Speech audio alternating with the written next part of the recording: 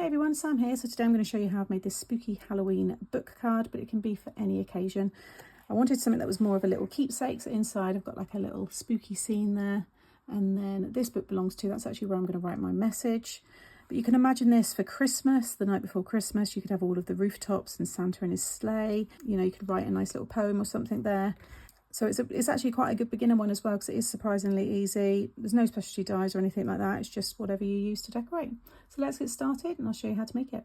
Okay, so it's a nice simple construction. So to make the case, you want a piece of 7 by 7, and along the, well, one of the sides, unless it's directional paper, then make sure you got it the right way up. You're going to score at 1/2 inch and at 2. But depending on the scoreboard you've got, if you've got a scoreboard then that has a track at every 1/8 of an inch, just score every single one between the 1/2 inch and the 2. And it just gives you, it will visually look nice, but it also means that you can get a nice curved effect. So you want to fold and burnish the 1/2 and the 2 inch ones. And then all you need to do with these other ones is just using, you know, burnishing tool, use a ruler, just add a nice curve in between. You can fold each one if you want, but by doing it this way you get more of a nice curve than like folds. So that you can see already how quickly that's come together. It looks like a book. And then you've got this piece here which is 5 by 7, and that's going to attach to the back like so. So we've got our little case there, book cover. Then to make the shadow box to go inside, you'll want 2 pieces. So I've already done this one here, but you want 2 pieces of 4 by 6 3/4. Along the 4 inch side, you're going to score at 1/2 inch, 1 3/4, 2 1/4, and 3 1/2. And then fold and burnish all those score lines. And then on one of the 1/2 inch sides, just take a little slither, just a little bit off. This will just take away the bulk when we go to stick it together. And then on that same piece, just run your glue. So I've used the cardstock is from Craft Stash. It's the Infinite Black, I think. And then this is Craft Card. So this is nearly a 300 GSM. That's a 230, I think. But now, because you cut that little bit off, when you fold it together like I just did then, it will lie nice and flat. And that way you know you've got that perfect tube. You want to do that twice. And then you'll want 2 pieces of 4 by 4 3/4. Along the 4 inch side, you're going to do that same scoring again. So 1/2 inch, 1 3/4, 2 1/4, and 3 1/2. And then rotate. And you're going to score at 1/2 inch and at 4 1/4 down to the second score line. So past this first one here and then down to the second. And again at 4 1/4, past the first score line, down to the second. This is how I make all my deconstructed shadow boxes. So I know lots of you will be familiar with this. Again, just fold and burnish all of the score lines.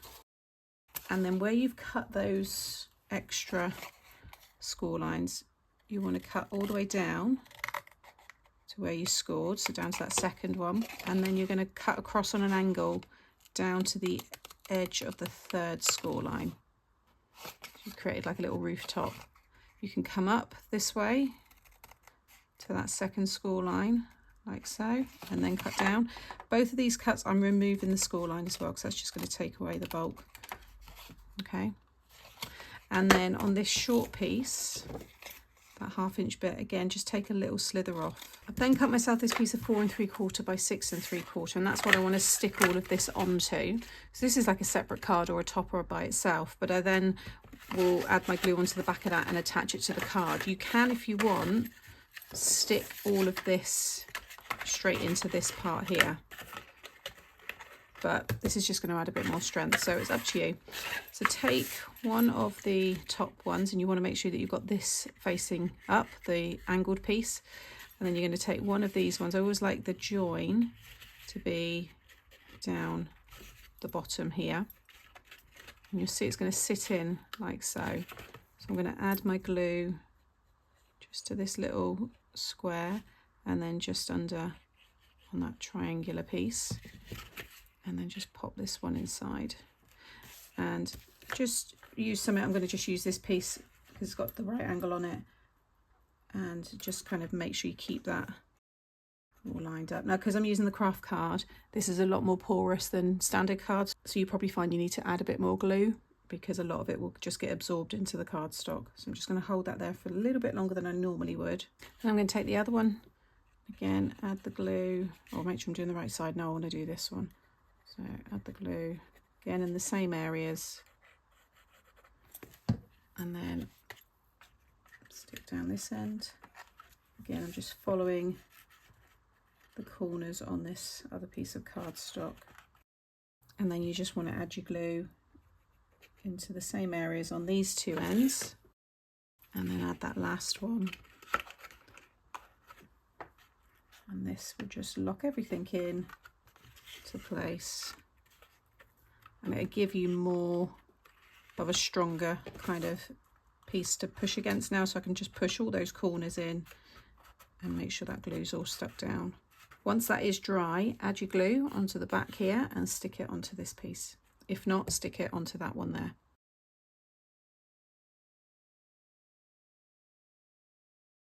Okay, so that's all secure and drying. So now I'm going to add my glue onto this 1/2 inch panel. You might want to stick the other side on top of this piece. You might want to stick it like that, but you would kind of see the join. So I'm going to stick this on the back because I think my place for my message is going to be on this side here, where it would have like "this book belongs to." That's where I'll write the little message. So I'm not worried about this join being visible from the back because it's not going to be seen. So it's up to you. Okay, and then this one is going to sit in the middle of this 5x7 piece. So you should have a nice little border all the way around. If you want, you can butt it right up to that side, so you've got a thicker border here. Just trying to make sure I get the top and the bottom. And then when that wraps around, you'll see you just get that nice little arched bit. So it's up to you where you want to stick it. I'm going to stick mine just right in the middle.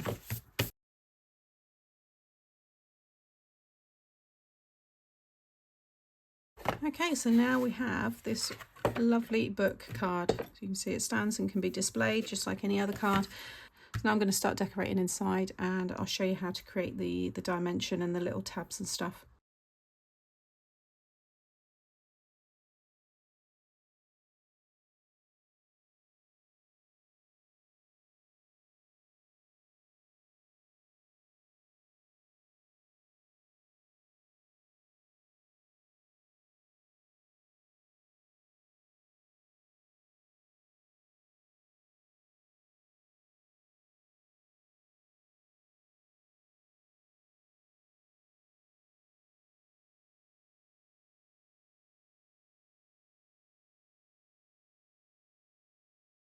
So it's been a few days, so now I'm back to this one again. I have, like I said, gone ahead and just cut and coloured and inked up all the pieces that I want to use. I want this quite full. So I've taken the spider design here to stick in the back. So just measure the dimensions here and add in your cardstock. And then I thought it'd be nice to pull out this set. This is my bookmark and wax seal set, and it's got the "this book belongs to." So I've stamped that there, and that's actually where I'm going to write my message.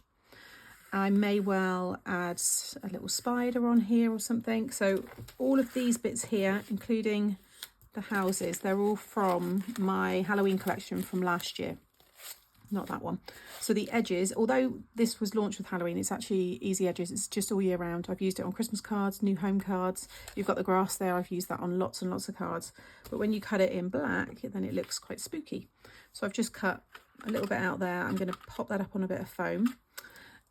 And then I am going to have the witch. She's going to be kind of suspended probably on a bit of acetate or maybe a wobbler, so there's a bit of movement. She's from the Haunting Time set. This is the spider. I think I'm going to stamp that down there as well. You've got the bats, so I've cut some of those and coloured them in.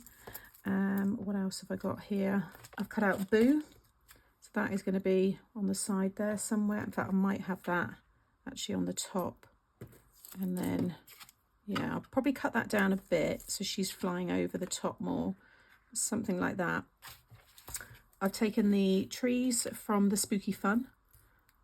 So I've stamped 3 of those, and also the fence there. And then I've used the Halloween icons, and that's where I've used the little tombstone there, that one there, and then all the pumpkins. You've got these lovely pumpkins. I have coloured these pumpkins in so many different colours. I've actually just recently done this card, and you can see them in the pinks and the yellows.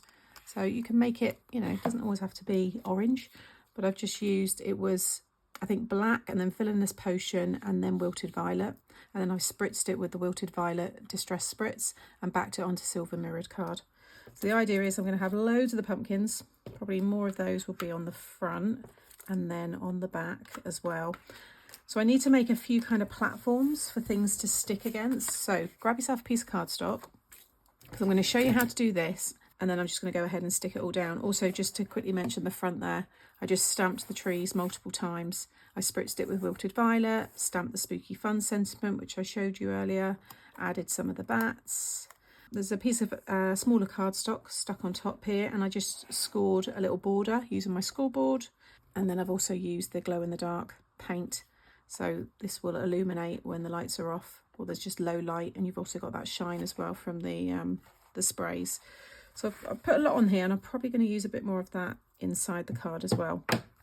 But back to these little platforms, I want mine to be quite small, so I'm probably going to do like 1/4 inch, like so. Now, how long you do this is up to you. So if I just I'll do a small one for now. I'm going to just trim it down to maybe there. You want to fold the whole thing in half and then in half again. That's actually going to be a bit of a bigger one, so I trim that a bit more. Then you will have this. Open it all up and fold all of the folds so you get a square, like so. Then fold the whole thing in half so you've got 2 open ends, and then you want to add glue to the top here and then the top of that one. And just then bud it up to any side, the bottom, the top, wherever you want. This might be acetate. And where you've added the glue, the bottom one's going to stick down, and bring it up, and then that side one will stick. And then you've got this platform. So if I did this in acetate, for example, I could attach, you know, the witch's broom just onto that part there. You could just add foam behind. I'm going to probably do a little bit of swinging kind of acetate. It's probably the same as that. You see where I've just stuck that acetate in. But if you want that smaller, again, and a bit wider, then cut yourself a wider strip. I'm going to go even smaller, so there. Fold it in half, and then in half again. Bring it all back up again, so you've got that square. And then again, attach it wherever you want. So I'll probably have one down here, and then I can, you know, have a couple of the pumpkins on top. So yours are all going to be different, but just cut a strip, fold it in half again. And if you want it a bit smaller, then change the length of it. But I'm going to add foam to the back of that one, bring it down a little bit, and then I'm going to start building everything up.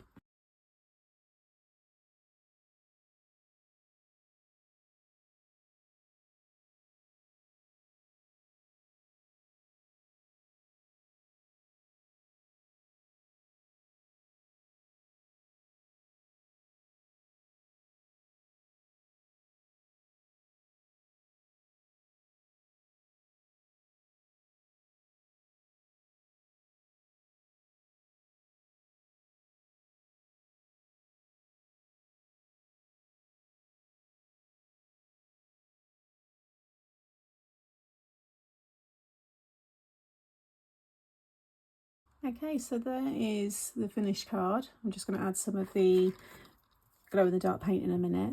But I think it looks brilliant. I've added quite a few of those little platforms. Everything is on its own. Can you just see some of them in there on its own little section.